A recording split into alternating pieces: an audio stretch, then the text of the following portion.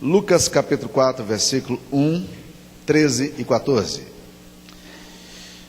Jesus, cheio do Espírito Santo, voltou do Jordão e foi guiado pelo mesmo Espírito no deserto.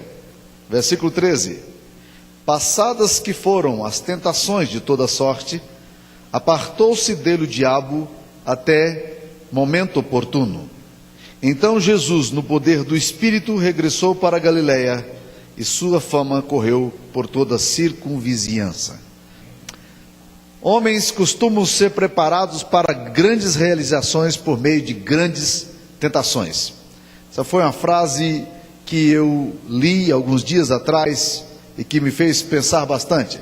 Homens costumam ser preparados para grandes realizações por meio de grandes tentações. Intencionalmente eu li apenas o versículo 1, o versículo 13 e o versículo 14 desse texto, que é um texto muito conhecido de todos vocês. Fiz isso intencionalmente porque, na verdade, esses textos aqui nos falam de movimento. Esses textos nos mostram Jesus tendo uma estrada diante de si a ser percorrida, um caminho a ser trilhado. Jesus está se dirigindo para o centro da grande tentação. Ele está sendo levado para um lugar em que nenhum de nós gostaria de estar. Nós não gostamos de deserto. Deserto é lugar de solidão. Deserto é lugar de calor inclemente durante o dia. Deserto é um lugar de frio intenso nas madrugadas. Deserto nas escrituras sagradas é sempre um lugar onde as coisas mais pesadas se dão. Nenhum de nós gosta de andar pelo deserto. Deserto é um lugar de morte. Deserto é um lugar de perigo. Deserto é um lugar onde nós não gostaríamos de entrar. Mas homens costumam ser preparados para grandes realizações por meio de grandes tentações. Todos homens de Deus passam por grandes tentações. Essas tentações podem variar na forma, elas podem variar no conteúdo, podem variar na intensidade, podem variar na geografia dela, mas nós todos passamos pelas nossas tentações. Aquilo que é tentação para você pode não ser para o seu irmão. Aquilo que é tentação para sua esposa pode não ser tentação para você. Aquilo que rouba o sono teu nas tuas madrugadas, eventualmente não incomoda o teu vizinho. Mas nós passamos pelas tentações. Agora, o que é interessante observar que a trilha da tentação de Jesus vai nos revelar aqui também algumas utilidades interessantes, alguns valores interessantes. E uma das primeiras coisas que eu, quando leio esse texto, nunca deixo de considerar, é que a tentação era necessário para Jesus checar os seus afetos. E assim como é importante para que a gente cheque os nossos afetos. Onde está o nosso coração? Tentação é um lugar maravilhoso para levar-nos a considerar duas perguntas. Será que nós amamos a Deus? E a segunda pergunta, será que nós entendemos que Deus nos ama? Porque quando estamos na tentação, a primeira coisa que vai acontecer é que os nossos afetos vão ser questionados. Veja só o que está acontecendo aqui. No capítulo anterior, no capítulo 3 de Lucas, Jesus vai para o batismo. Quando ele sai do batismo, a primeira declaração, a grande declaração que ele ouve de uma voz, o Espírito Santo descendo de forma corpórea, ali no meio do povo, e uma voz dos céus dizendo: esse é o meu filho amado. Deus está dizendo publicamente: eu tenho grande prazer no meu filho. Ele sai dali para ir para o deserto. A primeira coisa que o diabo chega para ele e pergunta, questiona, é se de fato ele é amado de Deus. Porque se fosse amado de Deus, se ele fosse filho de Deus, será que Deus permitiria que ele passasse por uma situação de ter que ficar 40 dias passando fome? Aqui estão sendo checados os afetos de Jesus. E a tentação é o lugar, meu querido irmão, em que, se você não estiver absolutamente consciente do amor do Pai, você está perdido. Se você não tiver consciência de que você ama a Deus, você está enrolado. Quando você passa pelo seu deserto, você precisa ter uma compreensão muito clara de que Deus está contigo, que ainda que você ande pelo vale da sombra da morte, a sua vara e o seu cajado te consolam. Ah, meus queridos irmãos, se não acontecer isso, nós estamos perdidos, porque os nossos afetos são questionados, são colocados em xeque. Muitos de vocês leram aqui a Cabana, do William Young.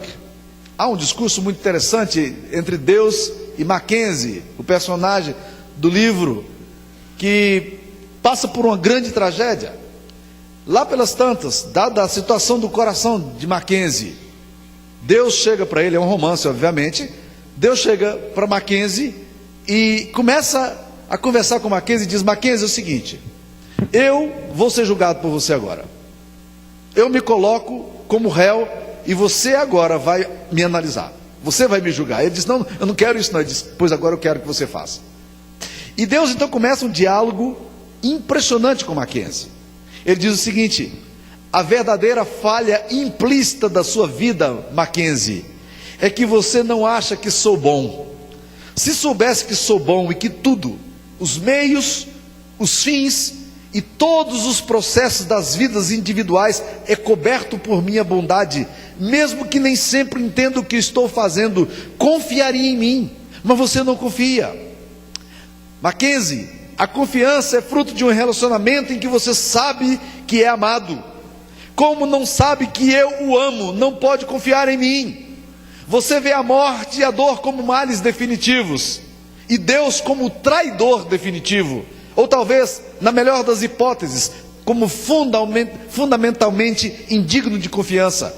Você dita os termos, você julga meus atos e você me declara culpado. Meus queridos irmãos, tentação é lugar para você checar afetos. Eu amo a Deus, Deus me ama. E se você passar pela tentação com essas respostas de afeto, resolvido, no teu coração está tudo ok, senão você está enrolado. O problema é que nós somos religiosos. Muitas vezes a nossa religiosidade é distanciada de afetos. Elas não mergulham, não passam pelas veias do nosso coração. E aí quando vem, a primeira coisa que brota é a suspeita de Deus. Deus não me ama. Como é que Deus permite que isso aconteça comigo, se Deus me amasse? Jesus está sendo questionado aqui sobre o amor do Pai. O Pai não acabou de dizer para ele: você é o meu filho em quem eu tenho prazer? Eu amo você? Você é a minha alegria? O diabo está dizendo exatamente: você realmente acha que Deus ama você? Segunda coisa, a tentação é importante para checar a nossa identidade. Não só afeto, mas caráter. Quem é que eu sou? Ouvi algum tempo atrás uma frase do Márcio Valadão, que me fez pensar bastante. Márcio Valadão diz o seguinte: que caráter é aquilo que nós somos no escuro. Vou repetir: caráter é aquilo que nós somos no escuro. Quando nós estamos diante da tentação, das facilidades, dos privilégios, das ofertas do diabo que são colocadas diante de nós, esse é o grande momento de checarmos quem somos na nossa identidade. É essa hora para sabermos exatamente como é que nós somos em relação a Deus. Alguém até já afirmou que crente é como um saquinho de chá. Você nunca sabe o que tem dentro até que a água fervendo cai em cima do saquinho de chá. Você não sabe o gosto, a textura, como é que é. É tudo igual. Botou dentro, na hora que você joga a água fervendo, você sabe: opa, a textura, o gosto, o sabor é diferente.